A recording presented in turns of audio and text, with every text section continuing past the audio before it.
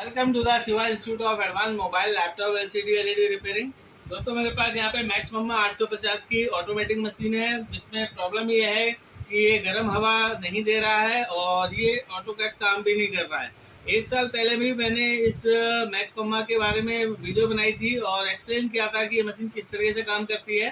तो आज मैं आपको इसके बारे में कंप्लीट इन्फॉर्मेशन दूंगा, क्योंकि पिछली वीडियो को देख के बहुत सारे मेरे पास फ़ोन आए, कमेंट्स आए कि ये रीड स्विच किस तरीके से काम करता है या फिर इसको कैसे चेक करते हैं। तो आज मैं आपको इसको कंप्लीट इन्फॉर्मेशन दूंगा। देखिए, सबसे पहले जो इसका सिम्टम्स है वो ये है कि मशीन का हैंडल उठाने पर मशीन बिल्कुल भी ऑन नहीं हो रही। देखेंगे, मैंने इसको कनेक्ट किया है अपने 220 वोल्ट से, और जैसे ही मैं हैंडल उठाता हूँ तो कायदे में मेरी मशीन एयर ऑन होनी चाहिए और यहाँ पे एलिमेंट भी ऑन होना चाहिए, जबकि ऐसा कुछ भी नहीं हो रहा है, यानी कि इस समय कंप्लीट डेड है। और जैसे ही मैं इसको ऑफ करके दोबारा ऑन करता हूँ तो आप देखेंगे यहाँ पे मेरी जो एयर है वो चल रही है, पर यहाँ पे हीटर नहीं चल रहा है। और आप देखेंगे यहाँ पे हवा तो आ रही है लेकिन गर्म हवा नहीं आ रही है, और ये अभी बंद भी हो गया। और देखेंगे सेम सिम्टम्स, उठाने पे भी कुछ नहीं है। दोबारा मैं पावर ऑफ करके दोबारा ऑन करूँगा तो ये जो हमारी कंप्रेसर है, जो 20 सेकंड या 30 सेकंड का कट होता है, उसके बाद ये अपने आप ही बंद हो जाएगी। देखेंगे, हैंडल जब होल्डर पे था तब भी मोटर बंद हो गई थी, और जब होल्डर पे नहीं है तब भी ये बंद हो जाएगी। देखेंगे, उसके बाद भी ये काम नहीं कर रही है। तो अब मैं मशीन को खोलता हूँ और आप देखेंगे इसके अंदर क्या क्या चीज़ें होती हैं। और वीडियो को आप अंत तक देखें ताकि आपकी जो मशीन है अगर ख़राब हो जाए तो आप खुद भी इसको रिपेयर होती है। और ये मैग्नेट रीड स्विच को ऑन ऑफ करता है, यानी कि जैसे आप हैंडल को इस होल्डर पे लगाते हो तो जो रीड स्विच है वो मतलब ऑन हो जाता है। तो देखिए, कुल मिला के जो हमारा एलिमेंट है वो नहीं चल रहा है यहाँ पे। ठीक है, तो आपको मैं दिखाना चाहता हूँ इसके जो कंप्रेस जो हैंडल है हमारा, यहाँ से 4 वायर आती हैं। आप देखेंगे यहाँ से रेड वाली 2 वायर आ रही हैं और ब्लू वाली 2 वायर आ रही हैं। जो 2 वायर हमारी रेड वाली हैं वो हमारी एलिमेंट में जा रही हैं, देख सकते हैं वो एलिमेंट की हैं। और यहाँ पे जो ब्लू वाली है आप देखेंगे यहाँ पे रिले लगा हुआ है, और जो हमारे आर्म एसएमडी के अंदर जो कार्ड लगा होता है केवल वो नीचे वाला इस तरीके से होता है, उसमें ये रिले सर्किट नहीं होता है। तो मैं आपको ये कार्ड को भी खोल के दिखाता हूँ। तो सबसे पहले आपने नॉब को बाहर निकालना है, और जो इसके स्क्रू हैं इसको हम खोल लेते हैं। और ये मशीन जो है मैक्स मम्मा की 850 ऑटो कट है। तो ये स्क्रू खोलने के बाद मैं कार्ड को बाहर निकालता हूँ, और सबसे पहले सप्लाई को अलग कर लें यहाँ से।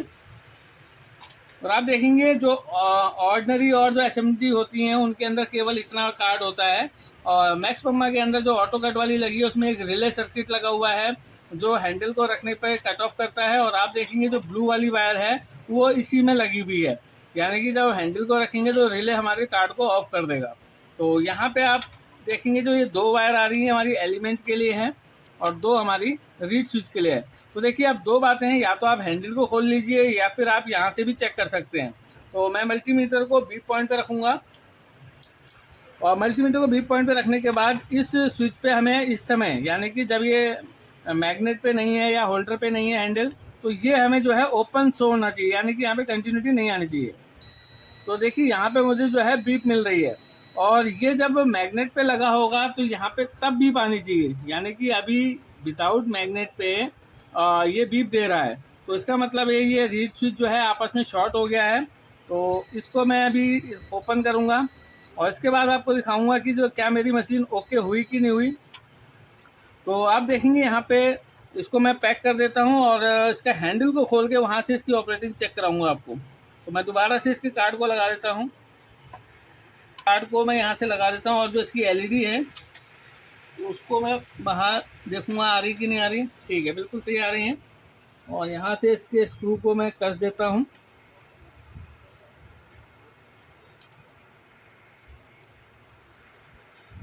और इसके हैंडल में जो रीड स्विच लगा हुआ है वो मेरे हिसाब से शॉर्ट हो गया है, और केवल हमारे रीड स्विच को हटाने से हमारी प्रॉब्लम ओके हो जाएगी। देखिए, यहाँ पे मैं लगा दिया है, और ये मेरे नॉब हैं इनको भी मैं लगा देता हूँ। नॉब को जब लगाएं आप तो इस तरीके से लगाएं, आप फुल कर लें और फुल पे ही इसको ऐसे करके लगा देंगे। तो देखिए, यहाँ से अब मैं हैंडल को खोल लेता हूँ, और मैं आपको रीड स्विच को भी दिखाता हूँ।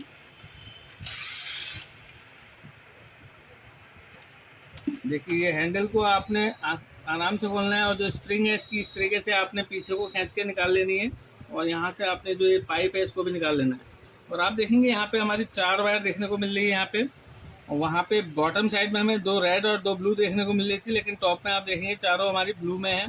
तो सबसे पहले मैं जो इसका एलिमेंट है उसको बाहर निकाल लेता हूँ इस तरीके से। आप देखेंगे इसमें कितना मतलब मोटा एलिमेंट लगा हुआ है। ये जो आप देख रहे हैं ये हमारा रीड स्विच है। आप देखेंगे यहाँ पे जो कांच का है ये हमारा रीड स्विच है, और इसको मैं चेक करके दिखाता हूँ। देखिए मल्टीमीटर को बी पॉइंट पे ही रख के चेक करना है हमने इसको, और देखिए यहाँ पे इस समय इसको बीप नहीं देना चाहिए क्योंकि यहाँ पे मैग्नेट नहीं है, लेकिन रीड स्विच जो है मेरा शॉर्ट हो गया है। और मैं अब इसे ओपन करता हूँ, यहाँ से रीड स्विच को निकाल देता हूँ। जो यहाँ पे रीड स्विच लगा हुआ है मैं इसको निकाल देता हूँ यहाँ से, और इधर से भी निकाल देता हूँ। देखेंगे ये जो है हमारा केवल कांच का, इसको रीड स्विच कहते हैं। ये हमारी जो वॉशिंग मशीन होती है जो ऑटो आ रही है उनके अंदर भी लगा होता है ये, तो ये शॉर्ट हो गया है। तो अब देखिए मैं इसको निकालने के बाद मशीन को दोबारा से ऑन करता हूँ और देखते हैं कि क्या मेरा जो एलिमेंट है वो ऑन हुआ या जो मेरी मशीन का सिम्टम था वो बदल गया। तो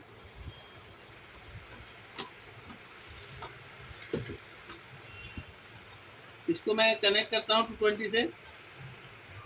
आप देखेंगे अभी भी मेरा जो है कंप्रेसर वाला चल रहा है और यहाँ पे एलिमेंट नहीं चल रहा है। और यहाँ पे आप देखेंगे मैंने रीड स्विच का जो है ओपन कर दिया, मतलब बाहर निकाल दिया है। और मैं आपको यहाँ पे इसकी वोल्टेज दिखाना चाहूँगा। जो रीड स्विच पे जो है रिले को ऑपरेट करने के लिए 12 वोल्ट आती है। तो आप देखेंगे यहाँ पे मेरी ये 12 वोल्ट आ रही है, इसका मतलब है यहाँ से कार्ड से तो आ रही है। तो और आप यहाँ पे देखेंगे मेरा जो है ये एलिमेंट अभी चालू नहीं हुआ। तो जैसे ही मैं इसको ट्वीजर की मदद से शॉर्ट करके ओपन करूँगा, आप देखिए मतलब यहाँ पे रीसेट करूँगा, तो देखिए जैसे ही मैं इसको चिमटी से मैंने शॉर्ट किया और हटाया तो देखिए, और आप देखेंगे यहाँ पे मेरा जो है एलिमेंट भी चालू हो गया है। पे मैंने रीड स्विच निकाल दिया है और अब मैं चेक करूँगा, थोड़ा सा इसको ये हीट होगा इसलिए इसको मैं इसके कैप के अंदर डाल देता हूँ।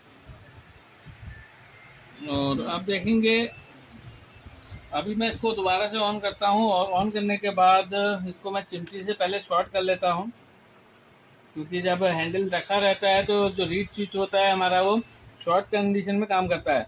देखिए अभी मैंने ऑन कर दिया, मशीन मेरी अब ऑन नहीं हुई है। और जैसे ही मैं इस चिमटी को हटाऊंगा, यहाँ पे मैंने ट्वीजर से जो रीड स्विच है उसको शॉर्ट कर रखा है, क्योंकि जब ये ओके कंडीशन में होता है तभी होल्डर पे ऐसे ही शॉर्ट रहता है।